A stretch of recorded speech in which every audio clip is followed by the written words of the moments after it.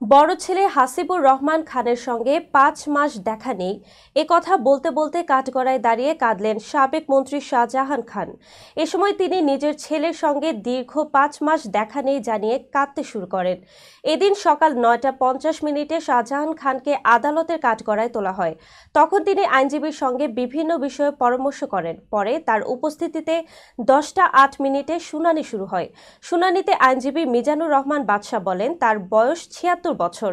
রোজার মধ্যে রিমান্ডে নিলে হয়রানি হবে, ফের অসুস্থ হয়ে পড়বেন। তাই রিমান্ড না মঞ্জুর করা হোক। রিমান্ড শুনানি চলাকালে ১০টা ২৭ মিনিটে শাহজাহান খান বলেন, মাননীয় আদালত, আমি কথা বলতে চাই। পরে আদালতের অনুমতি নিয়ে কথা বলতে শুরু করেন তিনি। এ সময় তিনি বলেন, আমি জড়িত না।